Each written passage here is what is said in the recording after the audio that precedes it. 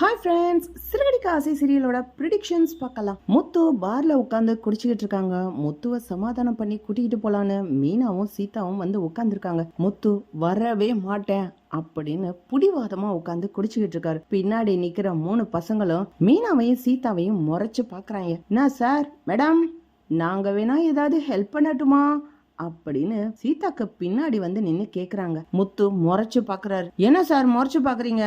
இம்புட்டு அழகா மேக்கப் பண்ணிக்கிட்டு ஒரு பொண்ணு வந்து உட்காந்து உங்கள்கிட்ட கெஞ்சிக்கிட்டு இருக்கு. நாங்களும் தான் 3 ஆம்பளைங்க இருக்கோம், எங்க கிட்ட பேச சொல்லுங்க சார் அப்படின்னு சொன்ன உடனேயே முத்துக்கு வருதே ஆத்திரம். 3 பேரையும் அடிச்சு நிமித்துறாரு. அப்படியே, ஏய், இதுக்கு தான் உன்னைய இங்க உட்காராதா போன்னு சொன்னேன், என்ன என்னைய சீண்டி பாக்குறியா அப்படின்னு மீனா கிட்ட முத்து கேக்குறாங்க. நான் உங்களை வாங்கன்னு தானே சொன்னேன், நடந்த பிரச்சனை என்னன்னு நான் தெளிவா சொல்லிட்டேன், நீங்க தான் புரிஞ்சுக்க மாட்டீங்க. நீங்க வாங்க, நீங்க வந்தாதான் நாங்க போவோம், வந்தாதான் சீதாவோட கல்யாணம் நடக்கும். ஓ, நான் வரணும் நீ என்னை எதிர்பார்த்ததே இல்ல, எனக்கு மரியாதையும் கொடுத்ததில்ல. இப்ப இந்த 3 பேர் கலாட்டா பண்ணதுனால உனக்கு சாதகமா இத பயன்படுத்திக்கிறியா? இங்க பார், நான் எந்த பொண்ணுக்கு இந்த மாதிரி பிரச்சனை நடந்தாலும் நான் வருவேன், தட்டி கேட்பேன். சீதாவை தங்கச்சி மாதிரி நினைச்சேன், என்னை ஏமாத்திட்டீங்கல்ல, அவமானப்படுத்திட்டீங்க. அந்த இடத்துல நான் வந்து நீ என்ன பண்ண போறேன் அப்படின்னு முத்து பேசுறாரு. சீதா உடனே, மாமா, நான் ரெஜிஸ்டர் மேரேஜ் பண்ணது தப்புதான் மாமா, பிளீஸ் மாமா என்ன மன்னிச்சிருங்க. சீதா, நீ இந்த மன்னிப்பு கேக்குறல, இதுக்காகலாம் நான் வரல. நீ இன்னும் இங்க உட்காந்துருந்தீனா இன்னும் 4 காலி பயலுக வந்து ஏதாவது உரண்டை இழுப்பாங்க, அவங்களே நான் தூக்கி போட்டு அடிக்க வேண்டியது வரும். எதுக்கு இந்த பிரச்சனை? வரேன், நீ போ, நீ எந்த கார்ல வந்தியோ அந்த கார்ல போ, நான் தனியா வாரேன், மண்டபத்துக்கு வரணும், அவ்வளவுதானே, வாரேன் போ அப்படின்னு முத்து சொல்லிடுறாங்க. முத்து கல்யாண மண்டபத்துக்கு வந்துடுறாரு. அங்க போன உடனேயே அருண், சீதா என்ன நினைச்சுக்கிட்டு இருக்க? என்கிட்ட பர்மிஷன் கேட்காம நீ உங்க மாமாவை தேடி போயிட்ட, சொல்லாம கொள்ளாம போயிருக்க. உனக்காக நான் காத்துக்கிட்டு இருக்கேன், அது பரவாயில்ல, ஆனா எனக்காக என்னோட ஹையர் ஆபீசர்ஸ் எல்லாம் காத்துக்கிட்டு இருக்காங்களே, இது என்ன நியாயம் சீதா அப்படின்னு அருண் கோவப்படுறாரு. என்ன நீங்க, எங்க மாமா எங்க குடும்பத்துக்கு முக்கியமானவர், அவர் பாவம் மனசு வருத்தப்பட்டு நான் போய் சொல்லி ஏமாத்திட்டேன்னு நினைச்சு கோவப்பட்டு போயிருக்காரு, அவரை சமாதானப்படுத்த வேண்டாமா அப்படின்னு சீதா பேசுறாங்க. அருணோட அம்மா, அருண் சும்மா இரு, சரி பரவாயில்ல, சீதா தான் வந்துட்டால, வாங்க கல்யாணத்தை நடத்தலாம் அப்படின்னு கல்யாணத்துக்கு கூட்டிகிட்டு போறாங்க. மீனாவோட அம்மா, மாப்பிள்ள மன்னிச்சிருங்க சீதாவை, நீங்க வந்தாதான் கல்யாணம் நடக்கும்னு நானும் கட்டாயமா சொன்னேன் அப்படின்னு மீனாவோட அம்மாவும் சொல்றாங்க. கல்யாணம் ஒரு வழியா முடியுது. அருண் சொல்றான், பாத்தியா உங்க மாமா வேணும்னே குடிச்சிட்டு வந்திருக்காரு, குடிச்சிட்டு வந்தவங்க கல்யாணத்துக்கு வரக்கூடாதுன்னு நான் முதவே கண்டிஷன் போட்டேன்ல,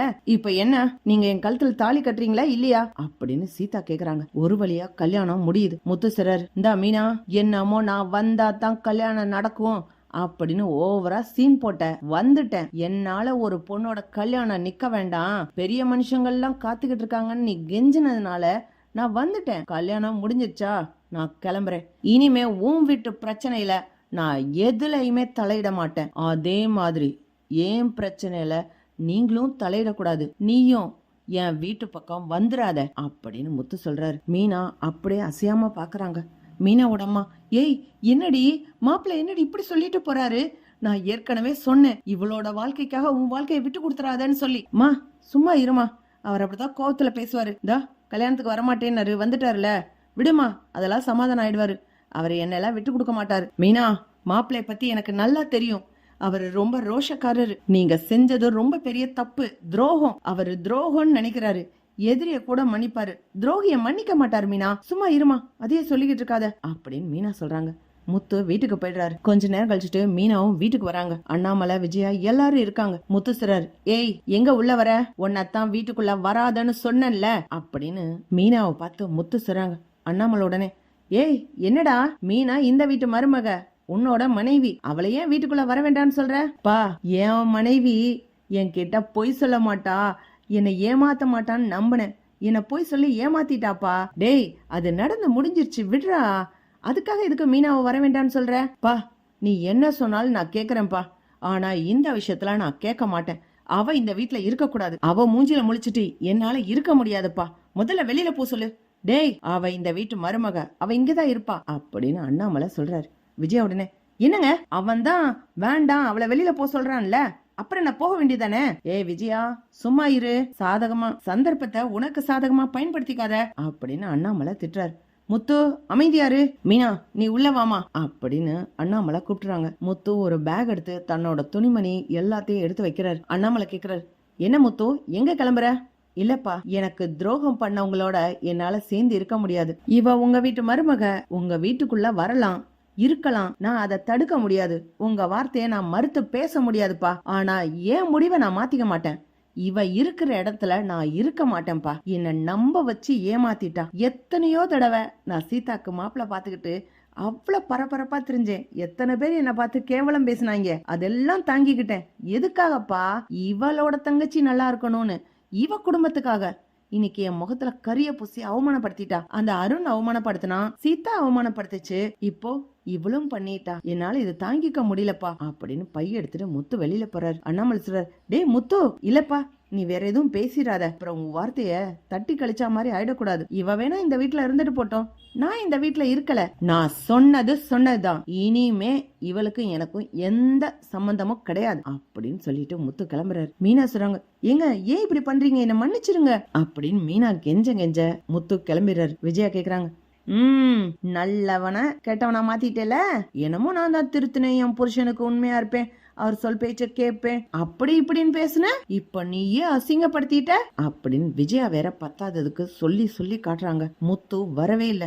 மீனா ஷெட்ல போய் கூப்பிடுறாங்க. முத்துவ பாக்குற இடத்துல எல்லாம் கூப்பிடுறாங்க. முத்து வரவே இல்ல. மீனா அழுதுகிட்டு மீனாவோட அம்மா வீட்டுக்கு போறாங்க. மீனாவோட அம்மா சொல்றாங்க, நான் சொன்னனே நீ கேட்டியா?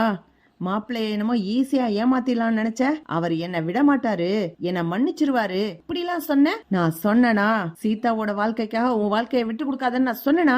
கேட்கல நீயே. இல்லம்மா, இப்படி ஆகும்னு நினைக்கல, நிலைமைய சொன்னா புரிஞ்சு பாருன்னு நினைச்சேன் அப்படின்னு மீனா அழுகுறாங்க.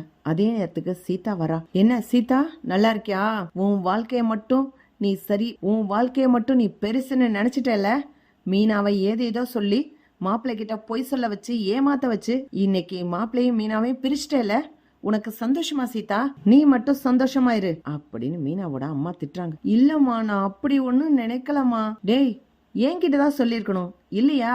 நீயா கல்யாணம் பண்றதுன்னா பண்ணி இருக்கணும். பெத்த கடமைக்கு நான் வேணா உன்னை மன்னிச்சு ஏத்துக்கலாம், மாப்பிள்ள உன்னை மன்னிச்சு ஏத்துக்கணும்னு என்னடி இருக்கு அப்படின்னு மீனாவோட அம்மா பேசும்போது அருண் வந்து சொல்றார், அதெல்லாம் ஒண்ணும் இல்ல, முத்துக்கு ஈகோ.